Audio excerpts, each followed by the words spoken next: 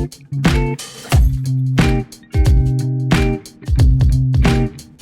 hola. Welcome back to Tinto Time. This is Alejandra Aldana. I'm the founder and CEO of Colombiana Dubai, and I'm your host today. I'm very pleased to introduce Sara Chemmaa. She's the founder and CEO of Citron. Thank you so much for being here. Thank you for having me. It's my pleasure. So she has done an amazing entrepreneurship journey. She has created a brand, Dubai-based brand, lifestyle, that started with a single product, leak-proof lunchbox, and now you are over 400 products, over 1,000 stores in 48 countries. So that's amazing. We are very proud of you. I am personally very proud of you, Sara. Thank you so much. And it's a pleasure to have you here. My pleasure. Thank you. It's been a journey. It's been a long journey, I must say. Citron has been basically a project that I did on the side. My son was always a very picky, fussy eater. Since he never took a bottle, I breastfed him forever. And at 6 months, when I started giving him food, he would never open his mouth.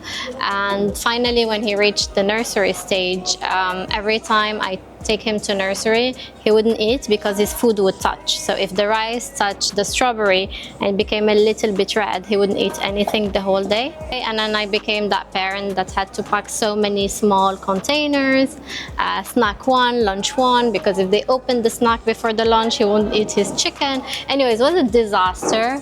I had a corporate job. I just out of the blue said, well, we are in 2017 at that time. We're in 2017, and I was like, I need something for this child. And the lunch boxes with compartments that don't leak did not exist altogether.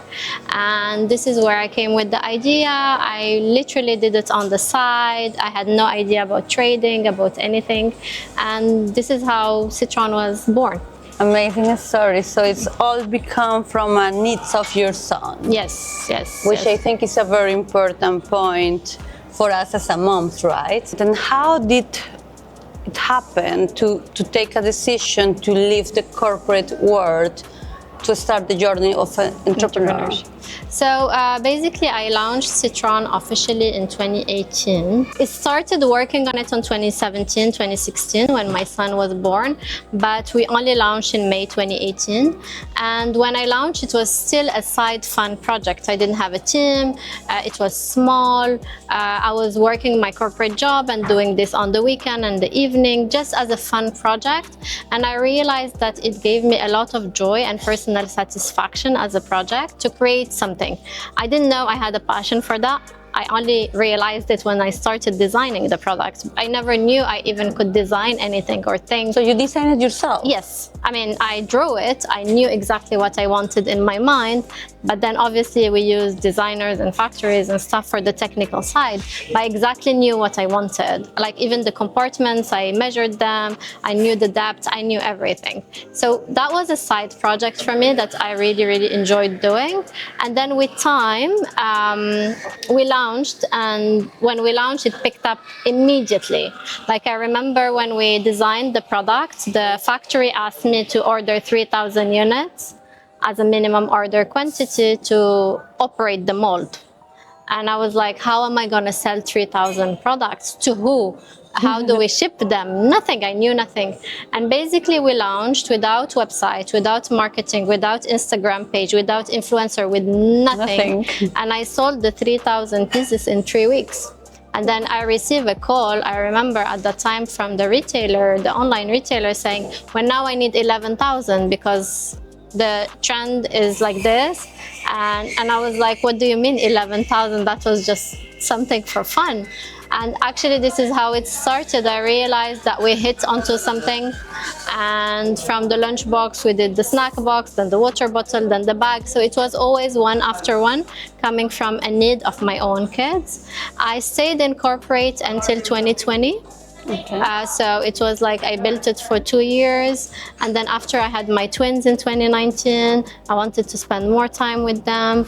I wanted to concentrate on Citron, so it was just a mix of many things were happening, which led me to take the decision to stop corporate and do this. That's an amazing story. I am sure has been a journey and it's not being easy, but it's great to hear a success story that inspire all of us entrepreneurs to believe that it's really possible.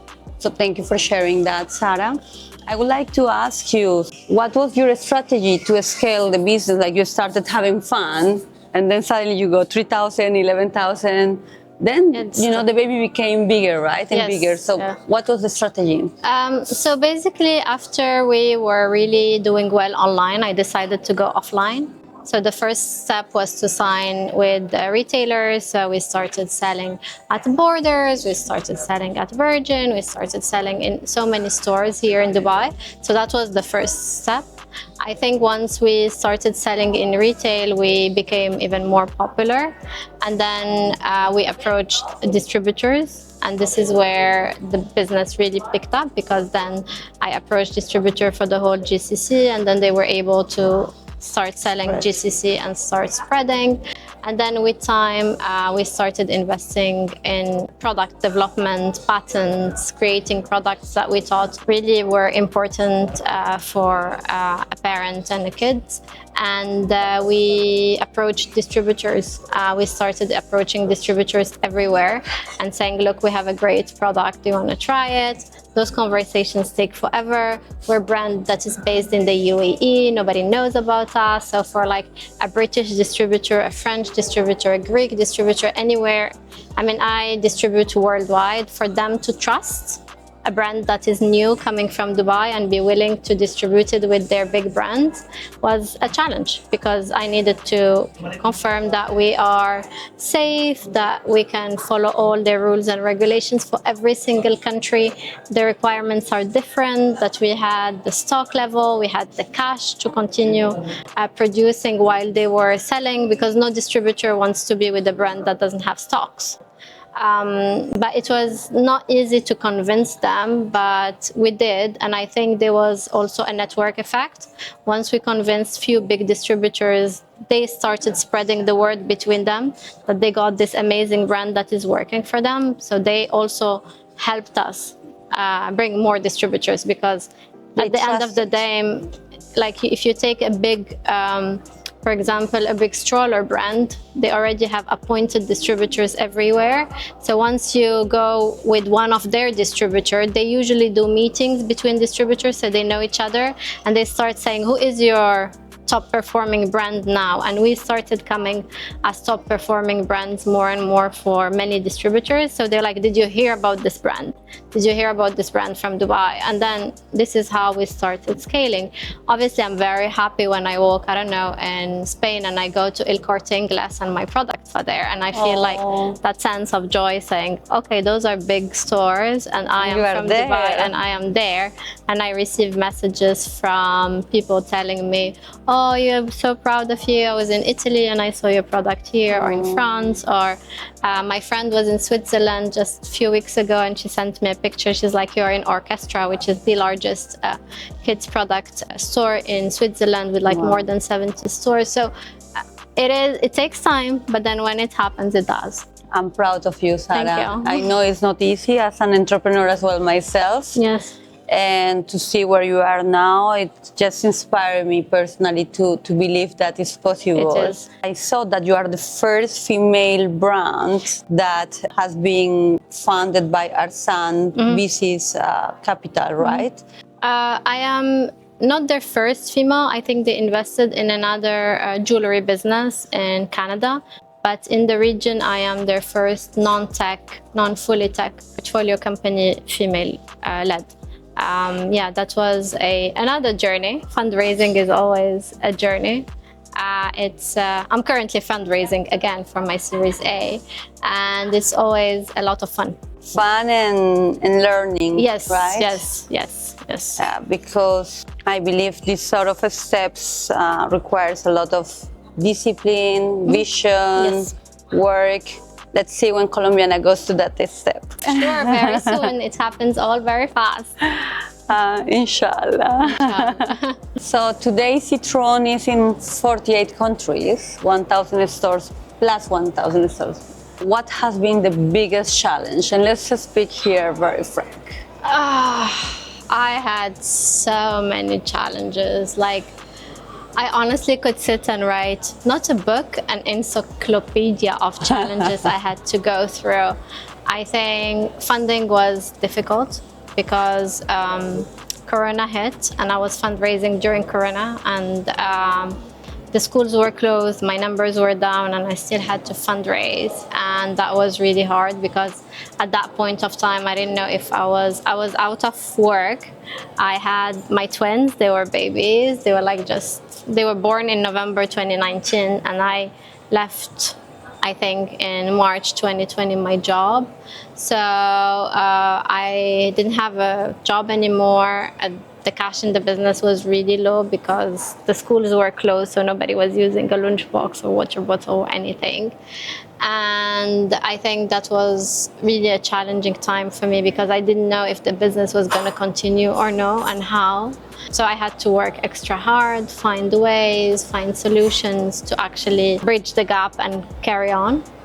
So I think that was early on one of my biggest challenge. Then as we go, all businesses have challenges. All businesses come through phases where the bigger you get, the more you start being targeted. We have been copied by one of our retailers that copied 100% our designs, including the packaging, including everything. Like even there was a typo in the packaging, so I know exactly which batch was copied.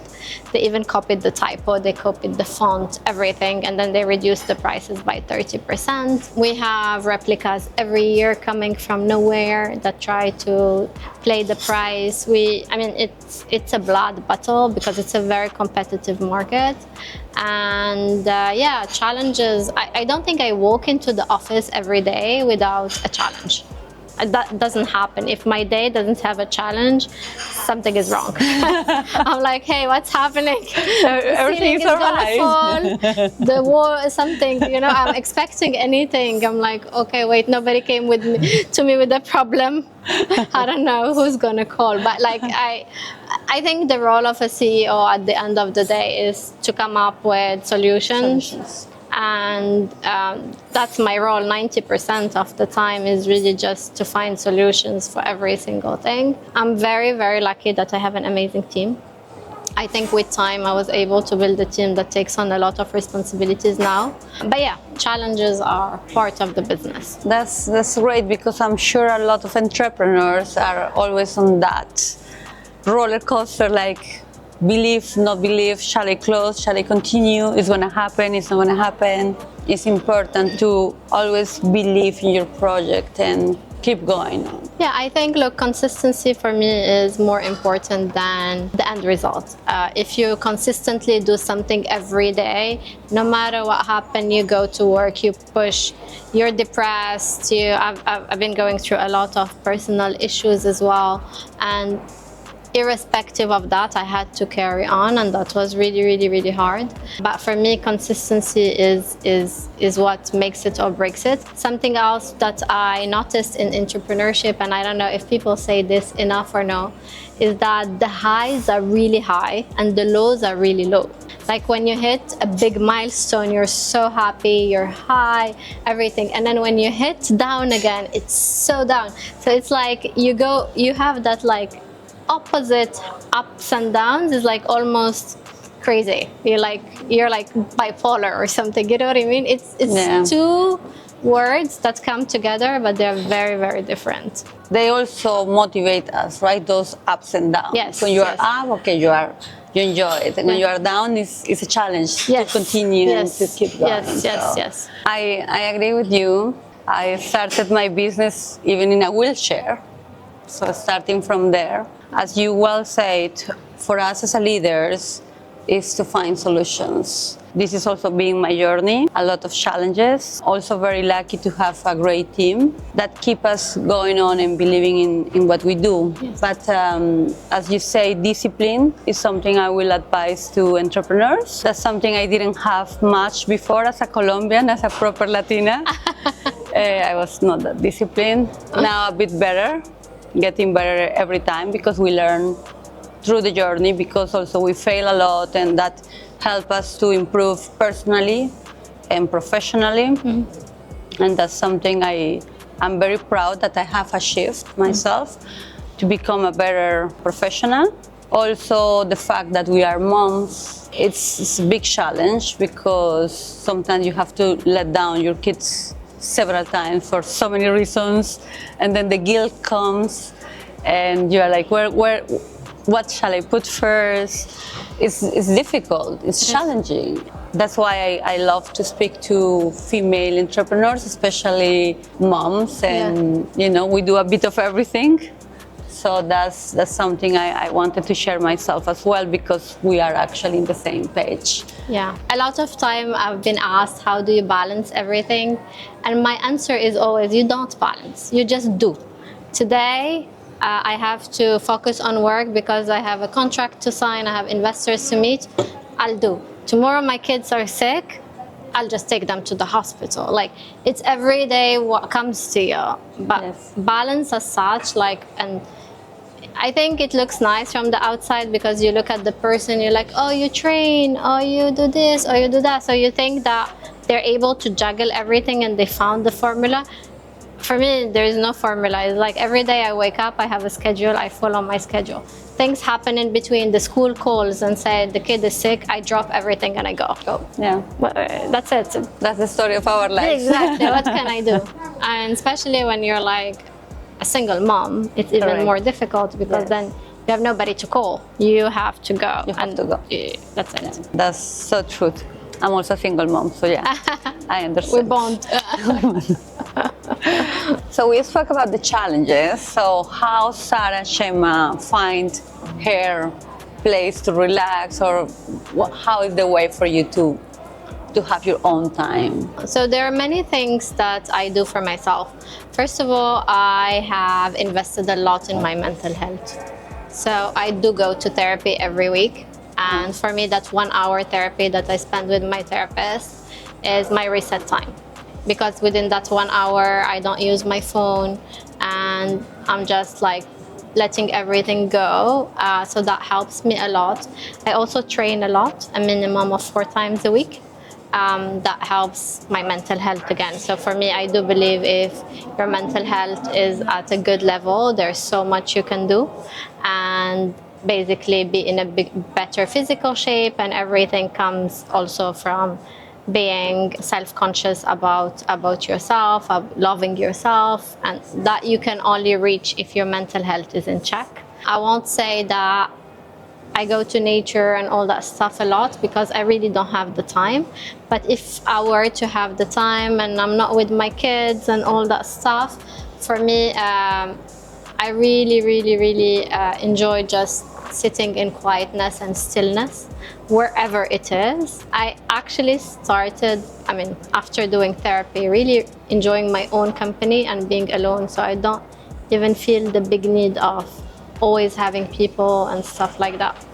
I feel much calmer and better when I'm alone. That's something beautiful, yeah. I agree. We learn through the storms to get calm and to get our own peace of mind, being in our own time to disconnect and feel yourself. Yes, exactly. Yeah. I understand now why we like each other. Yes, right? Why we connect.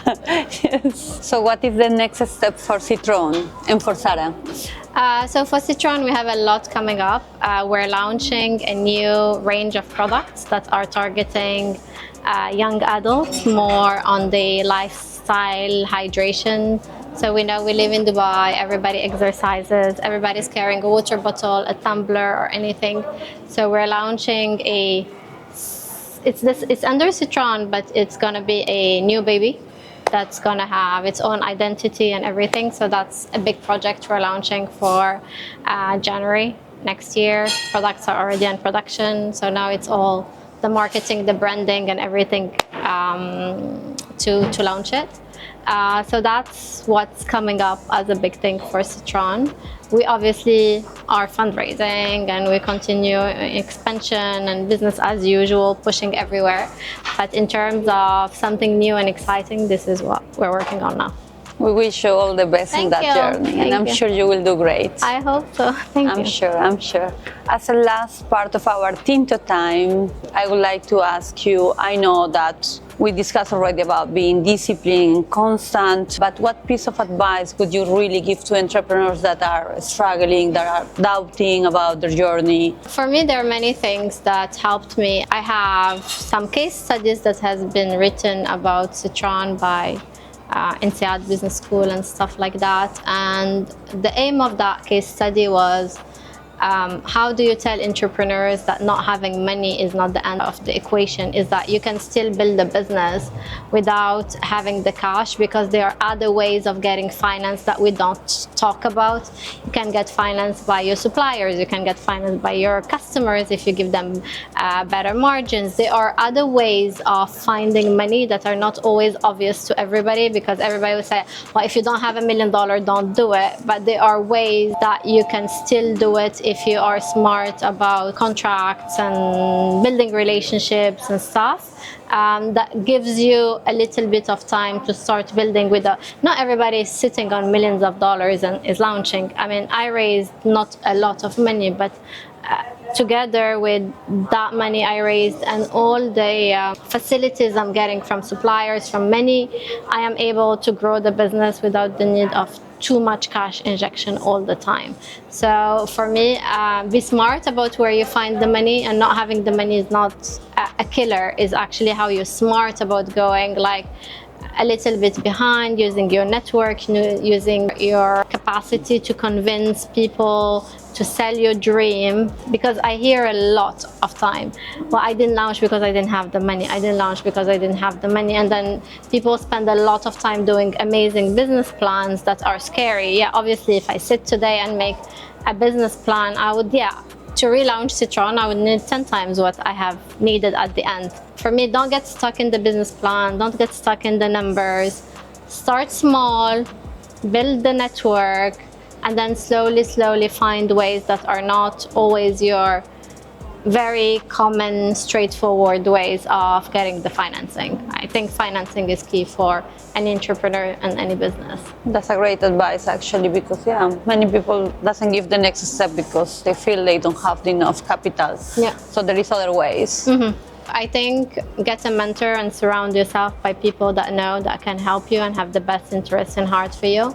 I think I didn't have a mentor, I still don't, but I think something I would have done differently if I had to do it again would be really to get either a co-founder or a mentor or something, because a lot of time you have the burden on yourself on your own, and you need somebody to, and you can't burden your team, you cannot burden, you don't want to scare them, you don't want to, it's not the same. So I find being a CEO and a founder like to be a very lonely job. I think don't get scared of getting someone with you. I mean, make sure you choose the right partner, because that could fire up also in the wrong direction.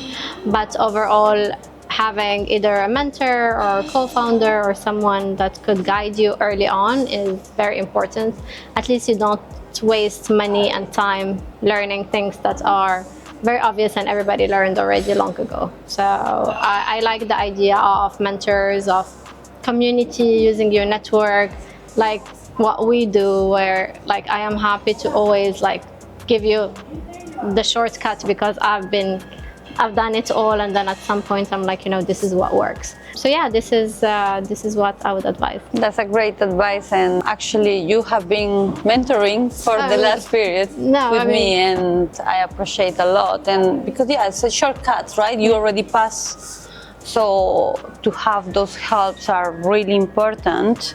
Also from the emotional support, just to know that somebody's there listening and understands, and it's extremely important. I also advise the same, to find mentors that love you and trust you and really wants the best for you. Yes. Thank you so much, Sara. My pleasure. It's been really a pleasure to have you. I hope that we continue supporting each other. And I would love to keep learning from you. By the way, it's a two-way thing, because every single conversation we have, I learn something. And it's not always you feel I am telling you, but you're also feeding me. So thank you to you as well. Thank you, dear. And all the best with Citron. Thank you. You are welcome to Colombiana every time. I am here every time. Thank you.